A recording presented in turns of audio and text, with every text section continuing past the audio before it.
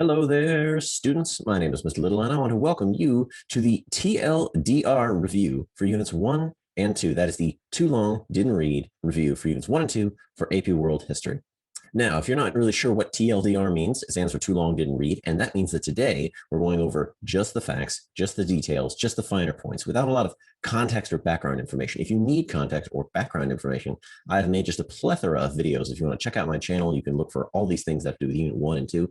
But today, to prep you for the exam, we're going over just the facts, just the fine points, just the examples you might need to know. So this is going to be a quick review, so strap in. And hey, if you're looking at my channel and you like what you see, why not subscribe? You can get your history fix. All right, let's get going. So if your teacher is teaching this class a little bit differently and doesn't use the units, that's okay. The units 1 and 2 roughly align to 1200 at the beginning of the course to 1450, so about 250 years into the course. In terms of the differences between Units 1 and 2, in terms of thematic approaches, Unit 1 mainly focuses on political developments and social developments, whereas Unit 2 primarily focuses on economic and environmental changes. Now, there are some overlap. Both units talk a little bit about culture, and both units talk a little bit about technology. Both of these units, when put together, make up about 20% of the AP exam, so that comes out to about anywhere from 5 to 8 multiple choice questions, perhaps 1 SAQ. However, College Board has made clear that these will not be the topics of the DBQ, so you won't see a DBQ on Units 1 and 2. In terms of the skills you would be expected to demonstrate when it comes to Unit 1 and 2, it's simply comparing. And you'll see exactly how we're going to do that as we go through the unit itself. Now, let's be clear about a few things before we jump into this review. I'm about to hit you with a lot of facts, okay? But you do not need to know every single one of those facts to do really well on the exam. If anything, it'd be good to narrow in on a couple of these facts to keep them in the back of your mind to be ready on a potential short answer question or to have a better understanding of a potential multiple choice question answer. And it's also good to think thematically, okay? It's good to think about each place that we're going to talk about in a thematic form. So we're going to talk about Africa twice. It's good to think about Africa in 2 different themes, okay? Also, when it comes to dates, I get asked this a lot about dates. Dates are good and dates are handy to have, but chronological reasoning is more important. So it's more important to know what comes first than the actual dates of when things happen. And since we're at the very beginning of the course, the nice thing is that a lot of this stuff is coming before the other stuff in the course. So it might be a little bit easier to remember that a lot of this stuff just comes first. Now, before we begin and get into the facts, we need to talk a little bit about the unit organization. So as I said before, if your teacher doesn't use the units, that's okay. But the units are officially how College Board organizes it. So that's how a lot of this material is broken down. Now, you're going to quickly see, and when we get into Unit 1, that it's going to feel like this unit is all over the place because you're just jumping from place to place to place to place without a lot of common threads. I don't personally like Unit 1 very much. I think it's a dumpster fire, but that's why it's going to seem so disconnected because it's just jumping around place to place. So keep that in mind. Unit 2, a little better, but it focuses too narrowly on economic exchange and sort of neglects a lot of other stuff. So I also don't particularly like Unit 2 either, but if you're curious about sort of the thematic separation of these units, the state stuff in Unit 1, and then there's the trade stuff in Unit 2. So something to keep in mind. Then there are some dates. Now, again, I said dates aren't super important, but if within this unit, if you need some chronological reasoning, like you just need to know what came first. So, for example, the Mongol Empire, the Pax Mongolica, comes before Ibn Battuta's journeys, and that's really important to understand, right? So if you need a little chronological reasoning just within Unit 1, these dates might be able to help. But again, you don't need to know all of these for the exam. So this is just something if you want to pause the video and take a look at, feel free, but you're not going to bomb the exam if you don't know every single one of these dates. And last but not least, the way we're going to approach these 2 units in this particular review is we're going to look at them visually by showing the locations that are under discussion. And in this case, it's going to be via a map. So as I've said before, Unit 1 focuses on states, cultures, and innovations, whereas Unit 2 mainly focuses on trade routes, trade locations, trade goods, cultural or environmental impact of trade, and very little bit about how states play a role in trade. So we're going to be using maps that kind of look like this one. So with that said, let's get into Unit 1, the Global Tapestry. It's an interesting name for a unit. So let's start with China. Now, when it comes to China, you need to understand 3 things in Unit 1. One is that the Song Dynasty used Neo-Confucian values to justify their rule and shape their society. So some examples of this are the practice of filial piety, those specific roles of women, the mandate of heaven, which justified the emperor's rule, as well as the civil service exam, which was centered around Confucian principles in building a bureaucracy for the Chinese government. You also need to know that Chinese culture was incredibly influential in its own region and spread to Japan and Korea, and to a much lesser extent, Vietnam. So for example, the Chinese script became the basis for the later Japanese script in the Heian period, and Mahayana Buddhism, which is a kind of Buddhism that's very popular because it has individuals called bodhisattvas that are much more relatable than perhaps the enigmatic Buddha, also spread from China to Korea and Japan. And last but not least, you just need to know that the Chinese economy in the Song Dynasty in particular was subject to a number of innovations, both from within, such as the construction of the Grand Canal, which linked the north and the south, as well as from without, such as the introduction of fast ripening rice that fundamentally shifted the economy, making more food possible. This made more production possible. So these are the three things you need to fundamentally understand about the Song Dynasty during Unit 1. Next, we have Dar-al Islam, or the Islamic world. This is Unit 1.2. And in terms of this unit, you need to first understand that the spread of Islam was accomplished by more than just political means. So you also have Sufis, which are sort of like mystics that are less formal about their religion. You also have merchants who spread the religion of Islam. So in addition to the political expansion of the Islamic caliphate, you also have merchants and mystics. In addition, you sort of start this unit off with the Islamic Caliphate, which is indicated in the blue area on this map right here. However, you also have what are called the Turkic states. Turkic nomads migrating in from Central Asia set up their own states throughout the Islamic world, sort of replacing the power of the caliph. So you have the Seljuks in what is the Middle East and Turkey, you have the Mamluks in what is now Egypt, and you have the Delhi Sultans in what is now northern India and parts of Pakistan. Now, these rulers were slightly different from the caliphs. They called themselves sultans, which means strength. It means that they were military leaders, not religious or spiritual leaders. Now, in addition, the third thing you have to understand is the innovation and knowledge that was spread throughout the Islamic world. Because the Islamic world encompassed so many previously distinct and discrete areas of knowledge and technology, bringing all of this together, in part inspired by the religion of Islam itself, meant that there was a flowering of knowledge. It is manifested in several different ways. So, for example, the House of Wisdom in Baghdad, or the translation movement that occurred in Spain and Sicily, in which Islamic knowledge was transmitted to Europe, as well as movement of certain technologies or knowledge, such as Hindi numerals that we today call Arabic numerals, from South Asia to the Islamic world and later to Europe. These are some examples of how innovation spread throughout the Islamic world. And so this is what you need to know about the Islamic world in Unit 1. Next, we move on to South and Southeast Asia. So we're kind of combining two areas here. But the links between these is that South Asia, which is what is now India, Pakistan, Sri Lanka, Nepal, Bhutan, Bangladesh, and the Maldives, was heavily influenced by three religious movements. There was Hinduism, there was Buddhism, and these two are often intertwined. It's sometimes even called Hindu-Buddhism because of how similar these two religions could be treated at certain points in history, as well as Sufism from Islam, heavily influenced societies all over South and Southeast Asia. So, for example, in Southeast Asia, the incredible popularity of Theravada Buddhism amongst the ruling classes, but also amongst the commoners, was a demonstration of this influence, as well as in South Asia, the growth and development of something called Bhakti poetry, which is kind of poetry that eschewed many of the formal rules of the religion of Hinduism in favor of a personal relationship with the divine, not unlike Sufis, was very popular with the people. So these religions played a big role, and it's the reason why South and Southeast Asia are put together as one unit here, because both of these regions were heavily influenced by these religious traditions of Hinduism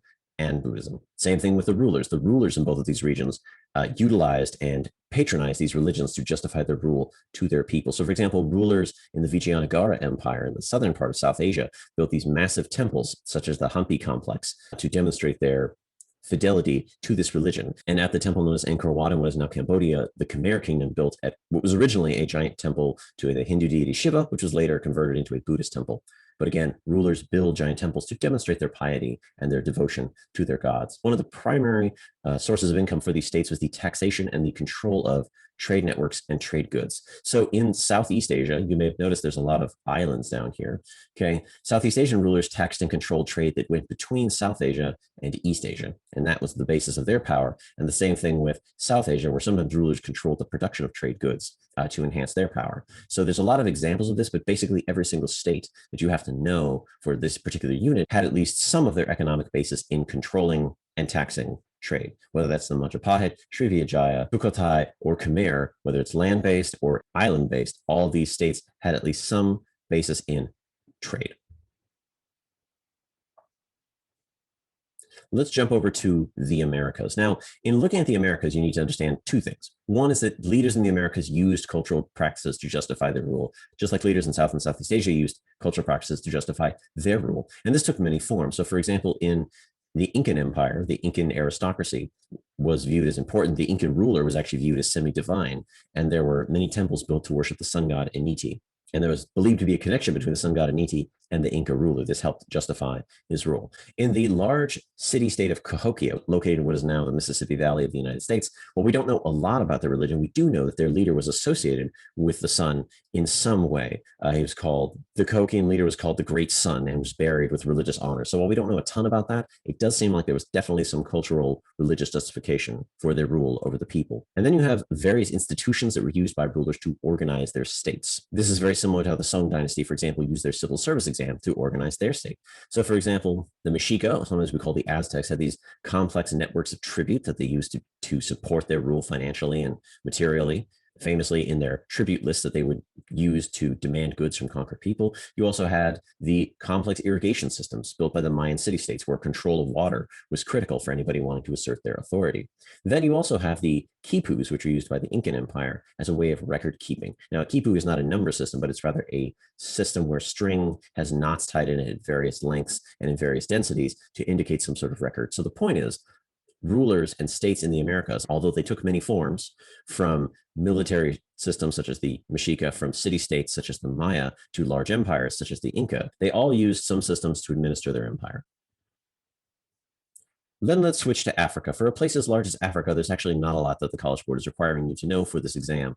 The main thing you need to know is that, just like in the Americas, rulers in Africa also utilized a variety of techniques to justify their rule. However, in practice, what College Board provides you with are economic tools to justify rule, as well as cultural and religious incentives to justify rule. So for example, in the state of Ethiopia, located in what is now modern-day Ethiopia, rulers used Orthodox Christianity and their piety to Orthodox Christianity to justify their rule over their people. This through the construction of large stone churches such as Lalibela, which can be seen right here. And in Mali in West Africa, and the Hausa states, also in West Africa, what is now northern Nigeria, rulers there used the religion of Islam to justify their rule over their people, even though most of their people were not Muslim, as well as income from the Trans-Saharan trade to make themselves wealthy and to support their administrations. And then if you go down to East Africa, in what is now Zimbabwe, you have the large stone complex of what used to be the city of Great Zimbabwe, where rulers relied on the gold trade to support their rule financially. They were the ones that traded gold with the Swahili city-states that then made its way into the Indian Ocean. So when it comes to Africa, you need to know that rulers used cultural means to justify their rule, and they used economic means to justify their rule. Last but not least, we have the region known as Europe. And when it comes to Europe, the College Board says you have to understand two things about Europe. One, Europe does not have large centralized states like China or like the Sultanates or like the Mali Empire or like the Incan Empire. Europe is made up of many small, tiny states. They don't give you very many examples of this, but I can tell you that the Holy Roman Empire, which has the word empire in its name, was in fact not an empire. It was in fact broken into many princely states, and that while there was an emperor, he was emperor in name only. So Holy Roman Empire, not an empire. As with much of Europe, it's decentralized. Power was at the princely level. Part of power being at the local levels, you get a system called feudalism, where local lords have control over their peasants and over the land. And there's an agreement where peasants will work for the lord in exchange for protection. And while this is really handy when times are bad and unstable, when times are regular and not bad, peasants tend to question why it is they need to do this. And so, for example, one document that's come up several times in the past on AP World is an account of an anti-feudal revolt led by a guy named Tyler Watt. Now, Tyler Watt led a famous anti-feudal revolt in England where he questioned why it is that peasants had to work for a lord. But there were many feudal revolts throughout medieval Europe. And so I wouldn't be surprised if you see something on the AP exam about an anti-feudal revolt, where peasants are questioning this arrangement by which they have to work for a local lord in exchange for protection they don't seem to need. The other thing that College Board wants you to know about Europe is that Christianity was the predominant religion. However, there were interactions with peoples of other religions, most importantly, Muslims in places such as Sicily, southern Italy, parts of the Eastern Mediterranean through the Crusades, as well as southern Spain. And it's through these interactions with peoples of other faiths, sometimes peaceful, sometimes violent, that you get technology transfers that are going to play a much larger role later on in European history, such things as the astrolabe or navigational charts. These maritime technologies are going to play a really big role later on. All right, so that is the end of Unit 1. That's the gist, a basic overview of Unit 1. Hopefully this helps. Let's go ahead and move on to Unit 2. Unit 2, networks of trade and exchange. Basically, trade networks, for lack of a better word. And this visual should give you a little bit of a clue as to the things you're going to be expected to know, such as where those networks were and what were some of the things they traded. So let's start off with one of the more famous ones. That is the Silk Road. That's the Silk Road, the road that spans all of Asia. So basically, you need to know two different things, essentially. What leads to more goods and what are the consequences of more goods? So for example, increasing demand for luxury goods led to an increase in trade. Not terribly hard to understand. So for one, an increase in the demand for luxury goods led to an increase of trade. Why was there demand for luxury goods? Why? Because there were more people living in cities. Why were there more people living in cities? Well, because there was more trade in luxury goods. It's kind of a cycle. In the old days, we used to talk about how cities would rise and fall, but in this course, we pretty much just talk about a city's rise. But you also need to understand there were new commercial practices, such as banking, paper money, as well as lines of credit that made trade possible and faster. And we talked a little bit about paper money as well in Unit 1 of the Song Dynasty, but it's just important to understand that paper money makes trade happen faster. And one of the first places that we see this is on the Silk Road, because 2 states used paper money at one point. So you did have merchants going around with paper money. And where were they going? Why, they were going to some of the big trading cities, such as Kashgar in what's now Western China, Cairo in what is now Egypt, and Samarkand in what is now Uzbekistan. Now, these cities were located either in the middle of or on opposite ends of the Silk Road, and they were big cities because they catered to merchants and they had large markets, and they might have given tax breaks or built amenities to merchants. Either way, some cities got really powerful on those trade routes. And what were some of the goods being traded? Well, they came from all over Asia. So things such as porcelain and silk from China, textiles, beautiful cotton textiles from South Asia or from what is now Persia. We have spices from South Asia that come overland over the Hindu Kush Mountains onto the Silk Road, as well as things such as precious stones and gold that could be found in large abundance in Central Asia. So these are some of the things that you need to know about the Silk Road as a trade network. Now, we also need to know about the one large empire that dominated what is now the Silk Road. That is the Mongol Empire, the physically largest empire in world history, even beating out the British Empire. And you can see them here ruling most of Central Eurasia. Now, what do you need to know? Well, you do actually have to know a little bit about the Mongol form of government. It's referred to as a khanate. It's not a monarchy or a spiritual religious position. It's a absolute rule based on merit and family kinship. So for example, it's not a dynasty where things would pass from father to son, as would be in the Chinese dynasties. It's also not a spiritual religious position, such as in the caliphates. It's also a large empire, so it's not a little principality like the Russians. In each of these places, China, the Middle East, and Russia, a local form of government was replaced by a Mongol Khanate, such as the Yuan dynasty in China, the Ilkhanate in Persia, and the Golden Horde in Russia. However, these empires, in addition to simply being, these empires also needed a way to manage their empires. And so you need to know about the use of script or writing script, because the Mongols did not have a writing script prior to the creation of this empire. And so they used something known as the Uyghur script, which had been used by a group of people known as Uyghurs that lived in what is now Western China for centuries. The Mongols adopted this to run their empire. Now, as I mentioned before, trading cities got really big because they catered to merchants. Mongols did the same thing. They built this trading post and security post system called the Yam system, by which merchants could travel safely across Eurasia and trade their goods. This incentivized merchants to, in fact, trade goods. And Mongol rulers in both China and Persia used paper money. Merchants may not have actually liked this very much because they weren't really big on paper money. It did nonetheless make trade a little bit easier between these two very large states. And of course, we have the legendary Pax Mongolica, that is the Mongol peace, the idea that the Mongols have united this large chunk of land in Central Eurasia. Therefore, it's much easier to go along the Silk Road because you're not worrying about competing states or being taxed by a bunch of different states. So we call this the Pax Mongolica. And all of this led to lots of cultural exchange, such as the religion of Islam, Tibetan Buddhism, the spread of medical practices. The rulers of the individual Mongol state really wanted to make sure they had the best medicine. So you had Muslim doctors in China, Chinese doctors in Persia, Greek doctors in both. So basically you had a diffusion of many ideas and technologies, but medicine was among the really big ones. So when it comes to the Mongol Empire, governments, promotion of trade, cultural exchange.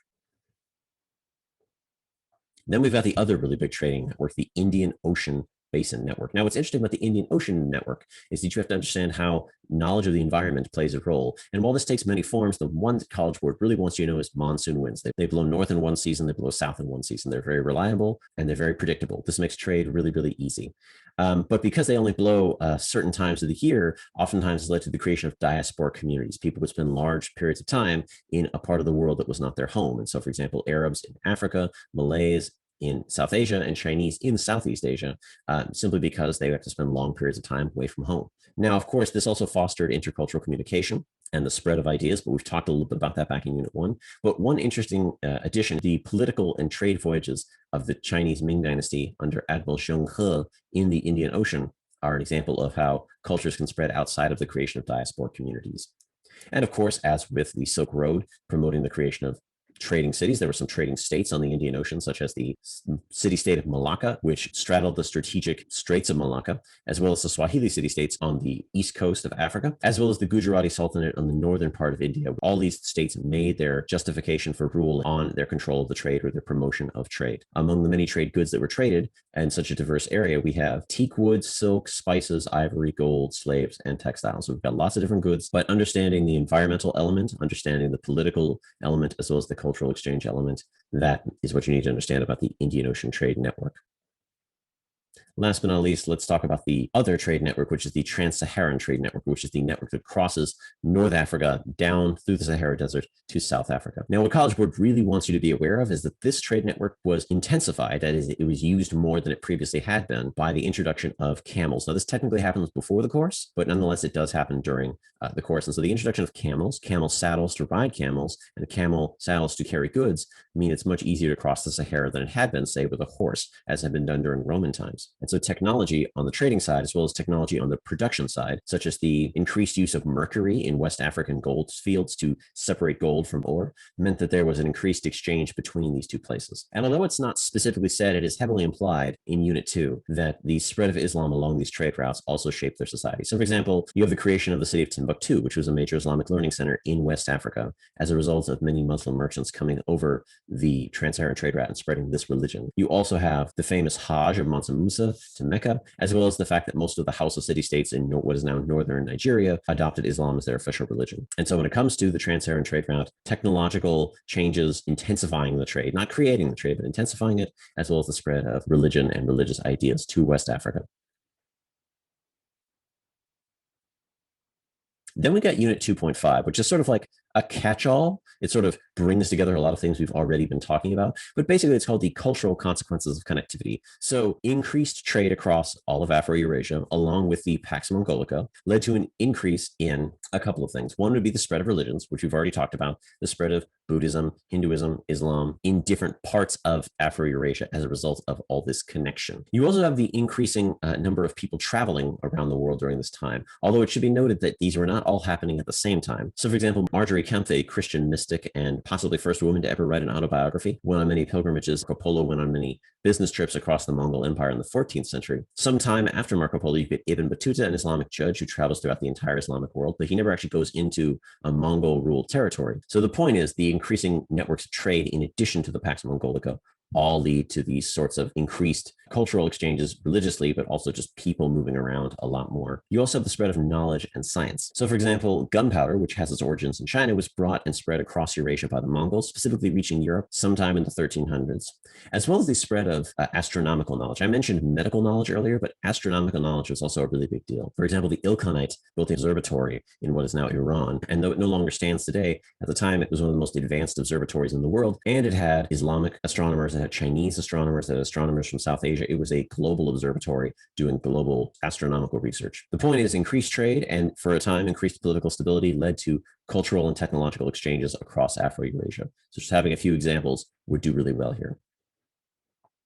Then we got the environmental consequences of connectivity. And so this basically is saying that, again, with increased political stability, both through the Islamic world and later the Mongols, as well as increased trade, you have a lot of biological exchange. So, for example, the spread of citrus fruits from the Islamic world to Europe, the spread of champa rice from Southeast Asia to China, as well as the spread of bananas from Southeast Asia and Australasia, as in the Pacific Islands, to what is now Africa. These are all examples of biological goods being traded, sometimes intentionally, sometimes unintentionally. Perhaps the most unintentional example would be what we commonly refer to as the Black Death, which spread across Afro-Eurasia as a result of the Mongol unification of that region. And that was in the later part of the Mongol Empire. So that was in the late 1300s to early 1400s when you get the Black Death, with its origins perhaps somewhere in the foothills of what is now Tibet, being spread much further than it would have been able to with the connections created by the Mongol Empire. And then last but not least, you have one of the, not explicitly mentioned one in the College Board exam, but an environmental consequence of the creation of empire can be ecological change. So, for example, the Mongols, in creating their large empire, oftentimes would let their horses overgraze certain areas that were ecologically fragile in Central Asia and parts of the Middle East.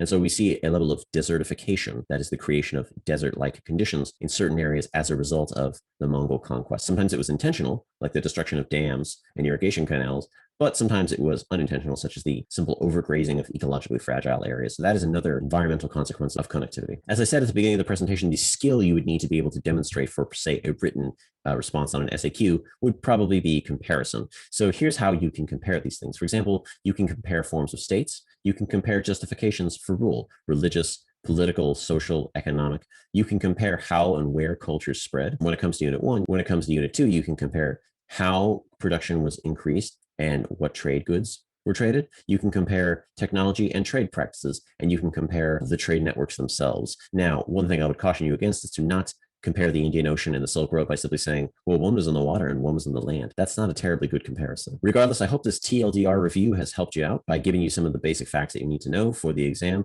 Again, if you need more context, more background, a little more information, I would encourage you to check out some of my other videos that cover this information a little bit more in depth. But I want to thank you so much for joining me. My name is Mr. Little, and I'll see you next time.